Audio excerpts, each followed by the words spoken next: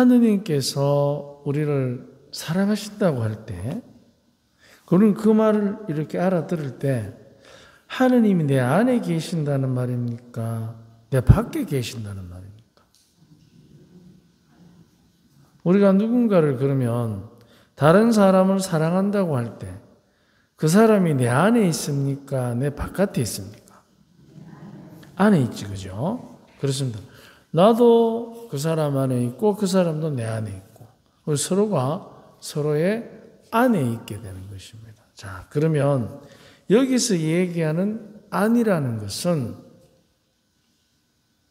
겉으로 보이는 것입니까? 아니면은 내가 잘은 모르지만 그 사람이 가지고 있는 그 사람만의 사연이 스며 있는 그 사람의 내면입니까? 내면이지, 그죠? 근데 우리가 상대의 내면을 잘 압니까? 잘 모릅니까? 왜 그럴까요? 분명히 안에 있다면서. 특히나 우리 자매님들은 자녀를 안에 품어보셨기 때문에 안에 있다는 게 어떤 건지를 잘 아실 거예요.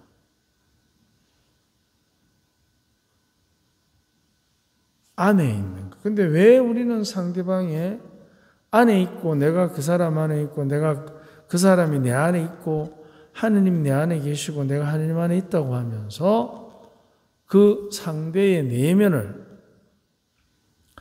잘 모를까? 그러면 두 가지 같아요.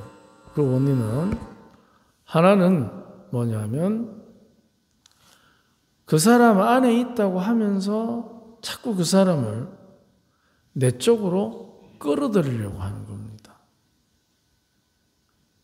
내가 알고 내가 판단하고 내가 생각하고 내가 원하는 쪽으로 그 사람을 자꾸 끌고 가는 겁니다. 여러분 그 말 아시죠? 말을 물가에 끌고는 갈 수 있어도 물을 먹는 것은 말입니까? 먹이는 사람입니까?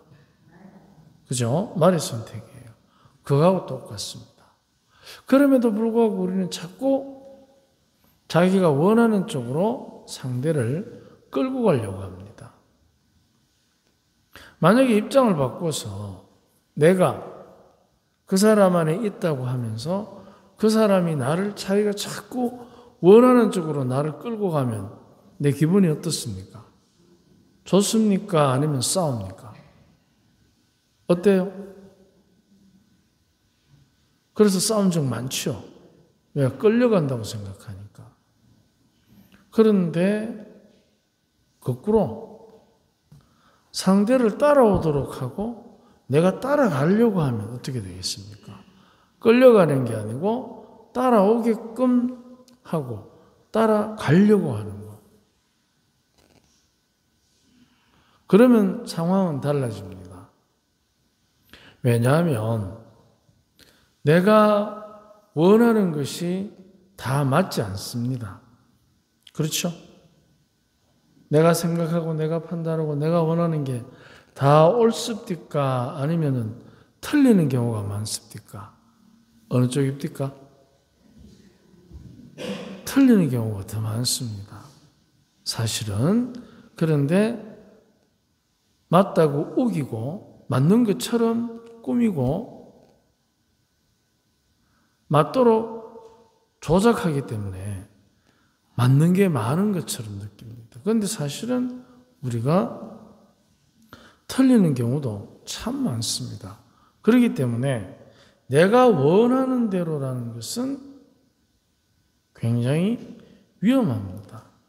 그럼에도 불구하고 우리가 왜 자꾸 내가 원하는 쪽으로 말을 하고 상대를 평가하고 나를 자꾸 내가 원하는 쪽으로 끌고 가려고 하는가? 상대든 나든. 그것은 다름이 아니라 두 가지 이유에서 그렇습니다. 한 가지는 우리가 부족하기 때문입니다. 만약에 내가 부족하지 않고 완전하면 내가 말하고 생각하는 게 옳습니까? 틀립니까? 내가 완전하다면 옳아야 되잖아요. 그러면 내가 옳은 것을 상대도 나도 따라가게 되어 있습니다. 근데 우리는 부족하기 때문에 매번 내가 옳지가 못합니다. 내가 기준이 될 수가 없습니다. 그렇기 때문에 어떻게 해야 돼요? 남의 말을 들어야 됩니다. 남의 말을 들어야 남의 마음을 설득시킬 수 있습니다. 그래서 내가 그 사람 안에 있고 그 사람이 내 안에 있다라는 그 말은 첫 번째, 말을 해서 상대를 설득을 시키는 게 아니고 들어줘서 상대를 설득할 수 있는 그 사람만의 표현, 그 사람만의 마음을 들어주는. 그래서 그 사람을 내 안에 머무르게 해서 나와 함께 사랑을 나누도록 설득시키는 첫 번째 작업. 그 사람의 말을 들어주는 것입니다. 들어주는데 평가하면 안 됩니다. 말이 안 맞는데, 전에 말하고 지금 말하고 다른데, 저건 또 말만 하고 안 할 것 뻔한데 라고 평가하면 안 됩니다. 평가하지 말고 어제 말 다르고 오늘 말 다르거든. 왜 다를까? 하고 들어주는 거예요. 그런데 우리는 대부분 어제 말 다르고 오늘 말 다르면 뭐라 합니까? 니와 딴 말하는. 그러니까 어떻게 돼요? 판단하고 평가하는 거예요. 남의 말을 잘 들어주는 것은 내 식으로 평가하고 판단하는 게 아니라 왜 그럴까? 왜 다를까? 하고 물어보든지 아니면 내가 나름대로 그 사람의 사정을 더 잘 들어주든지. 그래서 우리가 상대의 말을 들어줄 때 상대를 설득할 수 있는, 또 나 자신을 상대방의 뜻에 맞게 나를 변화시킬 수 있는 설득이 시작되는 거예요. 그래서 내가 그 사람 안에 있고 그 사람이 내 안에 있다라는 그 표현의 첫 번째 출발은 듣는 설득입니다. 들어주는 설득. 우리가 가정에서 보면 나이 든 부부가 이렇게 있을 때 서로의 말을 잘 들어줍니까? 아니면 또 뻔한 소리하고 귓등으로도 안 듣나? 어때요? 또 뻔한 소리 하면 그래도 곱게 이야기하는 거지, 그죠? 겉으로는 못 하도 속으로 뭐라 합니까? 또 똑같은 소리 해서 하면 앞뒤 안 맞고 입으로 나오면 소리지 뒤로 나오면 방구 같은 말을 할 때 뭐라 합니까, 속으로? 또 지랄을 하시는군요. 욕하죠. 맞다 하잖아. 그러니까 그렇게 되면 설득이 안 됩니다. 그 사람 말 따로 내 말 따로. 말이 다르면 생각이 같겠습니까? 다르겠습니까? 같아질 수가 없어요. 말이 다르면 생각도 같아질 수가 없습니다. 그러면 생각이 같지 않고 말이 다르면 행동은 어떻게 되겠습니까? 서로가 서로 마음에 드는 행동을 하겠습니까? 아니면 복수를 꿈꾸겠습니까? 뻔한 거잖아요. 말이 통하지 않고 생각이 다른데 서로를 위로해주는 행동을 한다? 있을 수 없는 일입니다. 어려운 일입니다. 그것은 거짓이라고 합니다. 위선이라고 합니다. 그렇기 때문에 우리가 무엇보다도 하느님이 내 안에 계시고 내가 하느님이 안에 있다고 할 때 우리는 하느님의 말씀을 먼저 들어야 합니다. 들어야 합니다. 근데 듣는 것도 어떻게? 귀담아 들어야 합니다. 귀담아. 근데 우리는 하느님의 말씀을 귀담아 듣기보다 내 말을 많이 합니다. 그러니까 하느님은 가만히 침묵 중에 들어주십니다. 그리고 나도 모르게 사람을 보내주시거나 아니면 내 마음을 바꿔주시거나 위로해 주십니다.